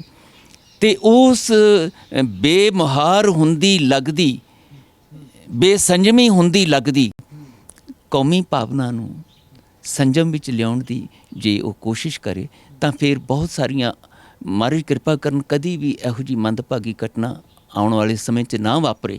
ਪਰ ਜੇ ਸੰਭਾਵਨਾਵਾਂ ਪਈਆਂ ਲੱਗਦੀਆਂ ਨੇ, ਔਰ ਜੇ ਇਹ ਜਿਸ ਤਰ੍ਹਾਂ ਹੁਣ ਆਵਾਜ਼ਾਂ ਉੱਠਦੀਆਂ ਨੇ ਕਿ ਜੇ ਹੁਣ ਕਦੀ ਹੋਈ ਤਾਂ ਫਿਰ ਇਸੇ ਤਰੀਕੇ ਨਾਲ ਹੀ ਹੋਏਗਾ। ਇਹਦਾ ਮਤਲਬ ਇਹ ਹੈ ਕਿ ਜਿਹੜੇ ਦੋਖੀ ਬੈਠੇ ਨੇ ਉਹ ਤਾਂ ਫਿਰ ਕਰਨਗੇ ਹੀ, ਅਤੇ ਉਹ ਚਾਹੁੰਣਗੇ ਕਿ ਇਹ ਇਸ ਤਰ੍ਹਾਂ ਕੋਈ ਕਰੇ, ਭਾਵੇਂ ਉਹਨੂੰ ਕਰੋੜ ਰੁਪਈਆ ਦੇ ਕੇ, 10 ਲੱਖ ਰੁਪਈਆ ਦੇ ਕੇ, ਜਾਂ ਹੋਰ ਲਾਲਚ ਦੇ ਕੇ ਉਹਦੇ ਕੋਲੋਂ ਕਰਵਾਇਆ ਜਾਵੇ। ਗਰੀਬ ਆਦਮੀ ਦਾ ਕੀ ਹੁੰਦਾ ਹੈ, ਰੋਲਦੇ। ਤੁਹਾਨੂੰ ਲੱਗਦਾ ਹੈ ਇਸ ਢੰਗ ਦੇ ਨਾਲ ਪੰਜਾਬ ਦੀ ਸ਼ਾਂਤੀ ਨੂੰ ਅੱਗ ਲਾਉਣ ਦੀ ਕੋਸ਼ਿਸ਼ ਕੀਤੀ ਜਾ ਰਹੀ ਹੈ? ਪਹਿਲਾਂ ਵੀ ਹੰਢਾਇਆ ਸਿੱਖਾਂ ਨੇ, ਤੁਸੀਂ ਕੀ ਸੋਚਦੇ? ਲਖੀਮਪੁਰੀ ਖੀਰੀ ਹੋਇਆ, ਉੱਥੇ ਵੀ ਅੱਗ ਲਾਉਣ ਦੀ ਹੀ ਗੱਲ ਹੋਈ ਸੀ। ਜਿੱਥੇ ਵੀ ਕਿਤੇ ਵਾਪਰਿਆ, ਜਿਸ ਵੀ ਧਾਰਮਿਕ ਵਿਸ਼ਵਾਸ ਵਾਲੇ ਨਾਲ ਵਾਪਰਦਾ ਹੈ, ਇਹ ਜਦੋਂ ਵੀ ਵਾਪਰਦਾ ਹੈ, ਅਤੇ ਉਹਦੇ ਪਿੱਛੇ ਭਾਵਨਾ ਕੀ ਹੁੰਦੀ ਹੈ? ਜਿਹੜੇ ਵੀ ਸਾਜ਼ਿਸ਼ੀ ਬੰਦੇ ਹੁੰਦੇ ਨੇ, ਉਹ ਚਾਹੁੰਦੇ ਨੇ ਕਿ ਇਹ ਭੜਕਾਹਟ ਵਧੇ, ਇਹਦੇ ਵਿੱਚੋਂ ਸਾਡੀਆਂ ਜਿਹੜੀਆਂ ਨੇ ਸਿਆਸੀ ਰੋਟੀਆਂ ਜਾਂ ਇਸ ਤਰ੍ਹਾਂ ਦੀ ਤਰਤੀਬੀ ਵਾਲੀਆਂ ਰੋਟੀਆਂ ਸਾਡੀਆਂ ਜਿਹੜੀਆਂ ਨੇ ਨਾ, ਉਹ ਸੇਕੀਆਂ ਤਾਂ ਲੋਕ ਇਸ ਤਰ੍ਹਾਂ ਵੀ ਸੋਚ ਰਿਹਾ ਕਿ ਜਦੋਂ ਵੀ ਪੰਜਾਬ ਦੇ ਲੋਕਾਂ ਨੇ, ਪੰਜਾਬੀ ਲੋਕਾਂ ਨੇ, ਖਾਸ ਕਰਕੇ ਸਿੱਖ ਭਾਈਚਾਰੇ ਨੇ, ਜਦੋਂ ਵੀ ਕੇਂਦਰ ਦੇ ਨਾਲ ਉਸ ਦੇ ਫੈਸਲਿਆਂ ਦੇ ਖਿਲਾਫ ਆਵਾਜ਼ ਉਠਾਈ ਹੈ ਜਾਂ ਸਾਹਮਣਾ ਕੀਤਾ ਹੈ, ਸਮੇਂ-ਸਮੇਂ 'ਤੇ ਸਿੱਖਾਂ ਨੂੰ ਖਮਿਆਜਾ ਵੀ ਭੁਗਤਣਾ ਪੈਂਦਾ ਰਿਹਾ, ਪੰਜਾਬ ਨੂੰ ਉਸ ਦਾ ਖਮਿਆਜਾ ਭੁਗਤਣਾ ਪੈਂਦਾ ਰਿਹਾ। ਜੇਕਰ ਐਮਰਜੈਂਸੀ ਵੇਲੇ ਸਿੱਖਾਂ ਨੇ ਵਿਰੋਧ ਕੀਤਾ ਤਾਂ ਉਸ ਸਮੇਂ ਦੀ ਪ੍ਰਧਾਨ ਮੰਤਰੀ ਨੇ ਕਹਿੰਦੇ ਆਪਣੇ ਮਨ ਦੇ ਵਿੱਚ ਪੱਕਾ ਕਰ ਲਿਆ ਸੀ, ਮੈਂ ਇਹਨਾਂ ਨੂੰ ਸਬਕ ਸਿਖਾ ਕੇ ਰਹੂੰ। ਹੁਣ ਵੀ ਕਿਤੇ ਖੇਤੀ ਕਾਨੂੰਨ ਰੱਦ ਹੋਏ ਆ, ਲੋਕ ਇਹ ਸੋਚ ਰਹੇ ਨੇ, ਲੋਕਾਂ ਦੇ ਵਿੱਚ ਇਹ ਚਰਚਾ ਚੱਲ ਰਹੀ ਹੈ, ਕਿਤੇ ਐਂ ਤਾਂ ਨਹੀਂ ਕੇਂਦਰ ਕਿਤੇ ਪੰਜਾਬ ਨੂੰ ਫਿਰ ਸਬਕ ਸਿਖਾਉਣਾ ਚਾਹੁੰਦਾ ਹੋਵੇ। ਉਹੀ ਗੱਲ ਮੈਂ ਫਿਰ ਤੁਹਾਡੀ ਗੱਲ ਨੂੰ ਹੀ ਸਾਹਮਣੇ ਰੱਖ ਕੇ ਕਹਾਂ, ਭਈ ਫਿਰ ਸਮੇਂ ਦੇ ਜਿਹੜੇ ਪੰਜਾਬ ਦੇ ਹਾਕਮ ਨੇ, ਪੰਜਾਬ ਦੇ ਜ਼ਿੰਮੇਵਾਰ ਸੱਜਣ ਨੇ ਜਿਹੜੇ, ਫਿਰ ਉਹਨਾਂ ਨੂੰ ਤਾਂ ਇਹ ਗੱਲ ਧਿਆਨ 'ਚ ਰੱਖ ਲੈਣੀ ਚਾਹੀਦੀ ਹੈ ਕਿ ਪਿਛਲੇ ਸਮਿਆਂ ਵਿੱਚ ਜੇ ਇਸ ਤਰ੍ਹਾਂ ਕੇਂਦਰ ਦੀਆਂ ਸਰਕਾਰਾਂ ਵੱਲੋਂ ਹੁੰਦਾ ਰਿਹਾ ਹੈ ਤਾਂ ਹੁਣ ਘੱਟੋ ਘੱਟ ਪਿਛਲੇ ਬੀਤੇ ਸਮੇਂ ਤੋਂ ਸਬਕ ਸਿੱਖ ਕੇ ਇੱਕਦਮ ਸੁਚੇਤ ਹੋਇਆ ਜਾਵੇ। ਪਰ ਇੰਨੇ ਲਾਇਕ ਹੈਗੇ ਆ ਪੰਜਾਬ ਦੇ ਲੀਡਰ? ਉਸ ਸਮੇਂ ਵੀ ਲੀਡਰਾਂ ਦੇ ਉੱਪਰ ਉਂਗਲਾਂ ਉੱਠੀਆਂ ਕਿ ਉਹਨਾਂ ਨੇ ਪੰਜਾਬ ਦੀ ਅਗਵਾਈ ਸਹੀ ਢੰਗ ਨਾਲ ਨਹੀਂ ਕੀਤੀ, ਜਿਸ ਕਰਕੇ ਵੱਡਾ ਕਤਲੇਆਮ ਹੋਇਆ। ਹੁਣ ਲੱਗਦਾ ਕਿ ਪੰਜਾਬ ਦੇ ਵਿੱਚ ਇਹੋ ਜਿਹੇ ਲੀਡਰ ਹੈਗੇ ਆ? ਸਰਦਾਰ ਰਣਜੀਤ ਸਿੰਘ ਜੀ, ਗੱਲ ਕੀ ਹੁੰਦੀ ਹੈ, ਗੱਲ ਇਹਦੇ ਵਿੱਚ ਕੋਈ ਸਮਰੱਥਾ ਦੀ ਨਹੀਂ। ਮੈਂ ਤੁਹਾਨੂੰ ਹੁਣ ਕਹਿ ਰਿਹਾ ਨਾ ਬਈ, ਮੀਟਿੰਗ ਬੁਲਾਉਣ ਦੇ ਵਿੱਚ ਕਿੰਨੀ ਕੁ ਸਮਰੱਥਾ ਚਾਹੀਦੀ ਹੈ ਜੀ? ਆਪਣੇ ਇਸ ਖਿੱਤੇ ਦੇ ਜ਼ਿੰਮੇਵਾਰ ਸੱਜਣਾਂ ਨੂੰ ਆਵਾਜ਼ ਮਾਰਨ 'ਚ ਕਿੰਨੀ ਕੁ ਸਮਰੱਥਾ ਚਾਹੀਦੀ ਹੈ? ਤੇ ਮੈਂ ਨਹੀਂ ਸੋਚਦਾ, ਕਿਉਂਕਿ ਤੁਹਾਨੂੰ ਪਤਾ ਜਦੋਂ ਸੇਵਾ ਬਖਸ਼ਿਸ਼ ਹੋਈ ਸੀ ਉਸ ਵੇਲੇ ਕਿਸ ਤਰ੍ਹਾਂ ਦਾ ਭਿਆਨਕ ਸਮਾਂ ਸੀਗਾ, ਜਦੋਂ ਕਿ ਹਰ ਪਾਸੇ ਗੋਲੀ ਗੋਲੀ ਗੋਲੀ ਔਰ ਮੌਤ ਦਾ ਤਾਂਡਵ ਨਾਚ ਸੀ। ਇੱਥੇ ਪਿੰਡਾਂ ਦੇ ਪਿੰਡ ਖਾਲੀ, ਜਿਵੇਂ ਤੁਸੀਂ ਦੱਸਿਆ ਕਿ ਪੀੜ੍ਹੀ ਪੂਰੀ ਖਤਮ ਹੋ ਗਈ। ਉਸ ਵੇਲੇ ਮੈਂ ਮਾਲਕ ਦੀ ਬਖਸ਼ਿਸ਼ ਨਾਲ ਆਪ ਕੁਛ ਨਹੀਂ ਕੀਤਾ, ਸਿਰਫ ਆਵਾਜ਼ਾਂ ਮਾਰਦਾ ਰਿਹਾ, ਜ਼ਿੰਮੇਵਾਰ ਸੱਜਣਾਂ ਨੂੰ ਆਵਾਜ਼ਾਂ ਮਾਰਦਾ ਰਿਹਾ। ਭਾਵੇਂ ਉਹ ਵਿਦਵਾਨ ਸੱਜਣ ਸੀ, ਭਾਵੇਂ ਉਹ ਕਾਨੂੰਨ ਦੇ ਇਨਸਾਫ ਦੇ ਖੇਤਰ ਨਾਲ ਸੰਬੰਧਿਤ ਵਿਅਕਤੀ ਸੀ, ਜਾਂ ਉਹ ਧਾਰਮਿਕ ਸ਼੍ਰੇਣੀ ਨਾਲ ਸੰਬੰਧਿਤ ਵਿਅਕਤੀ ਸੀ, ਜਾਂ ਸਮਾਜ ਦੇ ਪਤਵੰਤੇ ਸੱਜਣ ਸੀ। ਮੈਂ ਗਾਹੇ ਬਗਾਹੇ ਉਹਨਾਂ ਨੂੰ ਆਵਾਜ਼ਾਂ ਮਾਰ ਕੇ ਮਿਲ ਬੈਠਣ ਲਈ ਕਹਿੰਦੇ ਸੀ ਵੀ ਮੈਨੂੰ ਦੱਸੋ ਕੀ ਕੀਤਾ ਜਾ ਸਕਦਾ ਹੈ। ਉਹਨਾਂ ਹੀ ਹਾਲਾਤਾਂ ਵਿੱਚ ਖਾਲਸਾ ਮਾਰਚ ਕੀਤੇ, ਵਿਸ਼ਵ ਸਿੱਖ ਸੰਮੇਲਨ ਬੁਲਾਇਆ। ਕਾਹਦੇ ਵਾਸਤੇ? ਕਿ ਆਓ ਬੈਠ ਕੇ ਇਹੋ ਜਿਹੇ ਮੰਦਭਾਗੇ ਭਿਆਨਕ ਖੂਨੀ ਹਾਲਾਤਾਂ ਵਿੱਚ ਇਹਨੂੰ ਹੋਰ ਲੰਮੇਰਾ ਨਾ ਹੋਣ ਦਈਏ। ਇਹਨੂੰ ਰੋਕਣ ਲਈ ਕੀ ਕੀਤਾ ਜਾ ਸਕਦਾ ਹੈ, ਮੈਨੂੰ ਦੱਸੋ। ਕਿਉਂਕਿ ਮੈਂ ਤੁਹਾਡੇ ਵੱਲੋਂ ਕੌਮ ਦੀਆਂ ਭਾਵਨਾਵਾਂ ਦੀ ਤਰਜਮਾਨੀ ਕਰਨ ਲਈ ਇੱਥੇ ਸੇਵਾ 'ਤੇ ਬਿਠਾਇਆ ਗਿਆ, ਤਾਂ ਉਸੇ ਨਤੀਜੇ ਤੁਹਾਡੇ ਸਾਹਮਣੇ ਨੇ। ਮੈਨੂੰ ਕਿਸੇ ਨੇ ਨਹੀਂ ਰੋਕਿਆ ਵੀ ਇਹ ਤੂੰ ਕਿਉਂ ਕਰਦਾ। ਭਾਵੇਂ ਧਮਕੀਆਂ ਵੀ ਆਈਆਂ, ਭਾਵੇਂ ਕਈ ਕੁਛ ਹੋਇਆ, ਇਲਜ਼ਾਮਬਾਜ਼ੀਆਂ ਲੱਗੀਆਂ, ਬਹੁਤ ਕੁਛ ਹੋਇਆ, ਸਭ ਕੁਝ ਝੋਲੀ ਪਵਾਇਆ, ਪਰ ਉਹਦੇ ਨਤੀਜੇ ਸਾਹਮਣੇ ਇਹ ਆਏ ਕਿ ਇੱਥੇ ਦਹਿਸ਼ਤ ਦਾ ਮਾਹੌਲ ਖਤਮ ਹੋਇਆ, ਦਹਿਸ਼ਤ ਪੈਦਾ ਕਰਨ ਵਾਲੇ ਮੁੱਕੇ ਔਰ ਲੋਕਾਂ ਦੇ ਵਿੱਚ ਸੁੱਖ ਦਾ ਸਾਹ ਆਇਆ। ਇਹ ਲੋਕਾਂ ਨੂੰ ਸਰਕਾਰਾਂ ਬਣਾਉਣ ਦਾ ਮੌਕਾ ਮਿਲਿਆ, ਉਹ ਜ਼ਾਲਮ ਵਿਅਕਤੀਆਂ ਨੂੰ ਪਛਾੜਨ ਦਾ ਮੌਕਾ ਮਿਲਿਆ। ਅੱਜ ਵੀ ਇਹ ਸੰਭਾਵਨਾਵਾਂ ਮੁੱਕੀਆਂ ਨਹੀਂ। ਸਮੇਂ ਦੇ ਹਾਕਮ, ਭਾਵੇਂ ਉਹ ਚਰਨਜੀਤ ਸਿੰਘ ਚੰਨੀ ਨੇ ਤੇ ਭਾਵੇਂ ਹੋਰ ਨੇ, ਅਪੋਜੀਸ਼ਨ ਵਾਲੇ ਨੇ, ਅਪੋਜੀਸ਼ਨ ਵਾਲੇ ਵੀ ਕਿਉਂ ਨਹੀਂ ਕਹਿੰਦੇ, ਮੁੱਖ ਮੰਤਰੀ ਨੂੰ ਕਿਉਂ ਨਹੀਂ ਜ਼ੋਰ ਪਾਉਂਦੇ ਕਿ ਬੁਲਾ ਭਾਈ ਤੂੰ ਮੀਟਿੰਗ ਛੇਤੀ। ਇਹ ਸਾਡੇ ਸਾਰਿਆਂ ਦਾ ਸਾਂਝਾ ਮਸਲਾ ਹੈ, ਕਿਸੇ ਇੱਕ ਧਾਰਮਿਕ ਵਿਸ਼ਵਾਸ ਦੀ ਗੱਲ ਨਹੀਂ, ਇਕੱਲੇ ਸਿੱਖ ਭਾਈਚਾਰੇ ਦੀ ਗੱਲ ਨਹੀਂ। ਪੂਰੇ ਪੰਜਾਬ ਦੇ ਵਿੱਚ ਵੱਸਦੇ ਵੱਖ-ਵੱਖ ਧਾਰਮਿਕ ਵਿਸ਼ਵਾਸਾਂ, ਸੱਭਿਆਚਾਰਾਂ ਵਾਲੇ ਲੋਕਾਂ ਦੀ ਸੁੱਖ ਸ਼ਾਂਤੀ ਦਾ, ਉਹਨਾਂ ਦੇ ਮਾਣ ਸਤਿਕਾਰ ਦਾ ਮਸਲਾ ਹੈ। ਇਹ ਐਕਸ਼ਨ ਰਿਐਕਸ਼ਨ ਜੇ ਹੋਣ ਲੱਗਿਆ ਤਾਂ ਫਿਰ ਉਹ ਮੰਦਭਾਗੇ ਦਿਨ ਵਾਪਸ ਆਉਣ ਦੀਆਂ ਸੰਭਾਵਨਾ। ਅਸੀਂ ਤੈਨੂੰ ਕਹਿੰਦੇ ਹਾਂ ਬੁਲਾ ਮੀਟਿੰਗ, ਅਸੀਂ ਵੀ ਆਵਾਂਗੇ, ਤੂੰ ਬੈਠ। ਤੇ ਜਿਹੜੇ ਕਾਨੂੰਨ ਦੇ ਰਾਖੇ ਨੇ, ਭਾਵੇਂ ਉਹ ਪੁਲਿਸ ਅਫਸਰ ਨੇ, ਭਾਵੇਂ ਉਹ ਕਾਨੂੰਨਦਾਨ ਨੇ, ਉਹਨਾਂ ਨੂੰ ਬਿਠਾਓ ਵਿੱਚ। ਮਤਲਬ ਇਹੀ ਮਸਲੇ ਦਾ ਹੱਲ ਹੈ। ਤੁਸੀਂ ਬੜੇ ਵਿਸਥਾਰ ਨਾਲ ਦੱਸਿਆ ਕਿ ਕੀ ਹੱਲ। ਵਿਅਕਤੀ ਜਿਹੜੇ ਨੇ ਉਹ ਵੀ ਆਪਣੇ ਜਥੇਦਾਰ ਸਾਹਿਬ ਸ਼੍ਰੋਮਣੀ ਕਮੇਟੀ ਦੇ ਰਾਹੀਂ ਸਾਰੇ ਧਾਰਮਿਕ ਵਿਸ਼ਵਾਸਾਂ ਵਾਲੇ ਲੋਕਾਂ ਨੂੰ, ਭਾਵੇਂ ਉਹ ਮੁਸਲਮਾਨ ਕਾਜ਼ੀ ਨੇ, ਭਾਵੇਂ ਉਹ ਕ੍ਰਿਸਚੈਨਿਟੀ ਨਾਲ ਸੰਬੰਧਿਤ ਰੱਖਣ ਵਾਲੇ ਪਾਦਰੀ ਨੇ, ਭਾਵੇਂ ਉਹ ਹਿੰਦੂ ਧਾਰਮਿਕ ਵਿਸ਼ਵਾਸ ਨਾਲ ਸੰਬੰਧ ਰੱਖਣ ਵਾਲੇ ਪੰਡਿਤ ਜਨ ਨੇ, ਜਾਂ ਹੋਰ ਸੰਤ ਮਹਾਤਮਾ ਕਹਾਉਣ ਵਾਲੇ ਜਿਹੜੇ ਨੇ, ਉਹਨਾਂ ਦੀ ਇੱਕ ਸਾਂਝੀ ਇਕੱਤਰਤਾ ਬੁਲਾਈ ਜਾਵੇ। ਭਾਈ ਇਸ ਪੰਜਾਬ ਨੂੰ ਫਿਰ ਖੂਨੀ ਅੱਗ ਦੇ ਵਿੱਚ ਧੱਕਣ ਤੋਂ ਰੋਕਣ ਲਈ ਆਪੋ ਆਪਣੇ ਸੁਝਾਅ ਦਿਓ। ਕਿਉਂਕਿ ਹੁਣ ਮਸਲਾ ਕਾਨੂੰਨ ਦਾ ਉਹਨਾਂ ਨਹੀਂ ਰਹਿ ਗਿਆ ਜਿੰਨਾ ਕੌਮ ਦੀਆਂ ਲੋਕਾਂ ਦੀਆਂ ਭਾਵਨਾਵਾਂ ਦੀ ਬੇਚੈਨੀ ਦਾ ਮਸਲਾ ਬਣ ਗਿਆ ਹੈ। ਉਹ ਭੜਕ ਗਈਆਂ ਨੇ, ਉਹਨਾਂ ਨੂੰ ਰੋਕਣਾ ਬਹੁਤ ਔਖਾ ਹੋ ਜਾਏਗਾ। ਅਤੇ ਜੇ ਇੱਕ ਦੂਜੇ ਦੇ ਧਾਰਮਿਕ ਵਿਸ਼ਵਾਸਾਂ ਦੇ ਵਿੱਚ ਟਕਰਾਓ ਪੈਦਾ ਹੋ ਗਿਆ, ਫਿਰ ਕਿਸੇ ਨੇ ਵੀ ਇਸ ਨੂੰ ਰੋਕ ਨਹੀਂ ਸਕਣਾ।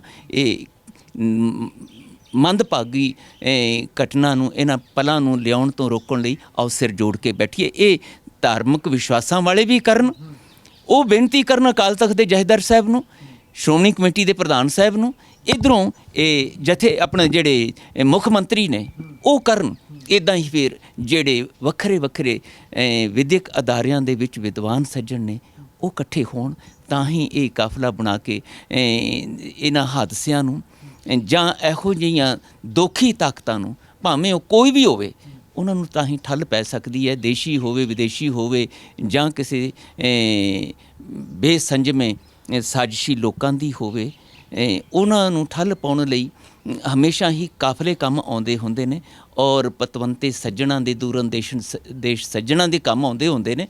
ਨਹੀਂ ਤਾਂ ਕਈ ਵਾਰੀ ਲਾਪਰਵਾਹੀਆਂ ਜਿਹੜੀਆਂ ਨਾ ਉਹ ਕਾਨੂੰਨ ਦਾ ਤੇ ਮਜ਼ਾਕ ਉਡਾਈ ਦਿੰਦੀਆਂ ਨੇ। ਇਤਿਹਾਸ ਦੇ ਵਿੱਚ ਬਹੁਤ ਭੱਦੇ ਪਲ ਜਿਹੜੇ ਨੇ ਉਹ ਅੰਕਿਤ ਕਰਨ ਲਈ ਜ਼ਿੰਮੇਵਾਰ ਹੋ ਜਾਂਦੀਆਂ ਨੇ। ਧੰਨਵਾਦ ਸਿੰਘ ਸਾਹਿਬ, ਤੁਸੀਂ ਬਹੁਤ ਸੋਹਣੇ ਸੁਝਾਅ ਵੀ ਦਿੱਤੇ, ਸਾਨੂੰ ਸਾਰਿਆਂ ਨੂੰ ਉਸ 'ਤੇ ਗੌਰ ਕਰਨਾ ਚਾਹੀਦਾ। ਤੁਸੀਂ ਸਮਾਂ ਕੱਢਿਆ, ਤੁਹਾਡਾ ਬਹੁਤ ਬਹੁਤ ਸ਼ੁਕਰੀਆ। ਬਹੁਤ ਧੰਨਵਾਦ। ਇਸ ਸਨ ਸਿੰਘ ਸਾਹਿਬ, ਪ੍ਰੋਫੈਸਰ ਮਨਜੀਤ ਸਿੰਘ ਗੱਲਬਾਤ ਕਰ ਰਹੇ ਸਨ। ਜੋ ਘਟਨਾ ਵਾਪਰੀ ਹੈ ਦਰਬਾਰ ਸਾਹਿਬ ਵਿਖੇ ਜਾਂ ਹੋਰ ਇਸ ਤੋਂ ਪਹਿਲਾਂ ਬੇਅਦਬੀ ਦੀਆਂ ਘਟਨਾਵਾਂ ਵਾਪਰੀਆਂ ਨੇ, ਵਾਕਈ ਇਹ ਘਟਨਾਵਾਂ ਬਹੁਤ ਹੀ ਚਿੰਤਾਜਨਕ ਨੇ। ਜੇਕਰ ਇਸੇ ਤਰ੍ਹਾਂ ਘਟਨਾਵਾਂ ਵਾਪਰਦੀਆਂ ਰਹੀਆਂ ਤੇ ਸਿੱਖਾਂ ਨੇ ਜੇਕਰ ਇਸੇ ਤਰ੍ਹਾਂ ਕਾਨੂੰਨ ਨੂੰ ਆਪਣੇ ਹੱਥ 'ਚ ਲੈ ਕੇ ਇਹ ਸਜ਼ਾਵਾਂ ਦਿੰਦੇ ਰਹੇ ਤਾਂ ਇਹ ਮਾਹੌਲ ਸਿੰਘ ਸਾਹਿਬ ਦੇ ਮੁਤਾਬਕ ਹੋਰ ਵੀ ਜ਼ਿਆਦਾ ਵਿਗੜ ਸਕਦਾ ਹੈ। ਇਸ ਕਰਕੇ ਕਾਨੂੰਨ ਘਾੜਿਆਂ ਨੂੰ ਜਾਂ ਹੋਰ ਕਾਨੂੰਨ ਦੇ ਜਿਹੜੇ ਰਖਵਾਲੇ ਨੇ, ਧਾਰਮਿਕ ਸ਼ਖਸੀਅਤਾਂ ਨੇ, ਵੱਖ-ਵੱਖ ਧਰਮਾਂ ਦੀਆਂ ਧਾਰਮਿਕ ਸ਼ਖਸੀਅਤਾਂ, ਉਹਨਾਂ ਸਾਰਿਆਂ ਨੂੰ ਇੱਕ ਮੰਚ ਤੇ ਬੈਠ ਕੇ ਪੰਜਾਬ ਦੇ ਵਿੱਚ ਜੋ ਅਸ਼ਾਂਤੀ ਵਾਲਾ ਮਾਹੌਲ ਬਣਦਾ ਜਾ ਰਿਹਾ ਹੈ ਉਸ ਨੂੰ ਰੋਕਣ ਦੇ ਲਈ ਇਕੱਠੇ ਹੋ ਕੇ ਸਾਰਿਆਂ ਨੂੰ ਹਮਲਾ ਮਾਰਨ ਦੀ ਜ਼ਰੂਰਤ ਹੈ। ਖਾਸ ਕਰਕੇ ਸ੍ਰੀ ਅਕਾਲ ਤਖਤ ਸਾਹਿਬ ਦੇ ਸਿੰਘ ਸਾਹਿਬ ਗਿਆਨੀ ਹਰਪ੍ਰੀਤ ਸਿੰਘ ਹੁਣਾਂ ਨੂੰ ਸਿੰਘ ਸਾਹਿਬ ਨੇ ਕਿਹਾ ਕਿ ਆਵਾਜ਼ ਮਾਰਨੀ ਚਾਹੀਦੀ ਹੈ ਸਾਰਿਆਂ ਨੂੰ ਕਿ ਆਓ ਭਾਈ ਮਿਲ ਕੇ ਬੈਠੀਏ ਤੇ ਇਸ ਮਸਲੇ ਦਾ ਹੱਲ ਲੱਭੀਏ ਕਿ ਪੰਜਾਬ ਦੇ ਵਿੱਚ ਜੋ ਸ਼ਾਂਤੀ ਬਣੀ ਹੋਈ ਹੈ ਉਸ ਨੂੰ ਜੋ ਅੱਗ ਲੱਗਣ ਦੀਆਂ ਸੰਭਾਵਨਾ ਬਣ ਰਹੀਆਂ ਨੇ ਉਸ ਨੂੰ ਕਿਵੇਂ ਰੋਕਿਆ ਜਾ ਸਕਦਾ ਹੈ। ਕੈਮਰਾਮੈਨ ਗਗਨ ਭਾਰਤੀ ਦੇ ਨਾਲ ਰਣਦੀਪ ਸਿੰਘ ਦਾ ਅਨਮਿਊਟ, ਸ੍ਰੀ ਅਨੰਦਪੁਰ ਸਾਹਿਬ।